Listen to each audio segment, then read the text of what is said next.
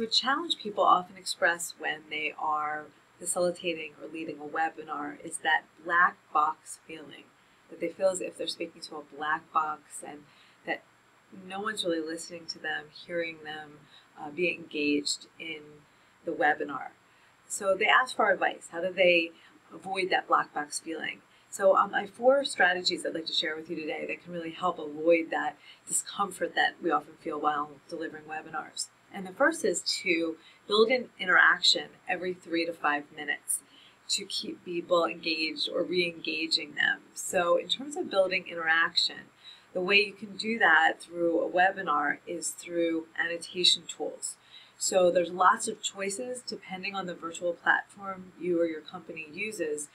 Things like polling, video, sharing applications, breakout rooms, whiteboards can all be ways that you can keep people involved and make it more conversational. And the goal is to do that about every 3 to 5 minutes. An additional idea is to add a picture or to use the webcam. And if you're not going to use a webcam the entire time, and most people don't because they feel uncomfortable being on video, but the 2 times to do it then are in your opening, the title slide when people are logging in and you're welcoming them to the virtual room. What you can do is have your picture there or your team's picture, maybe from an off-site meeting, something like that to personalize it, and to bring your picture back during the question and answer session as well, again, to make it more conversational. Another option is to use the webcam at those 2 points in time, either in the opening or in the question and answer session to, again, make it more conversational. An additional idea is to bring in interesting elements like stories and examples and scenarios. Sometimes people will bring in case studies and make that interactive.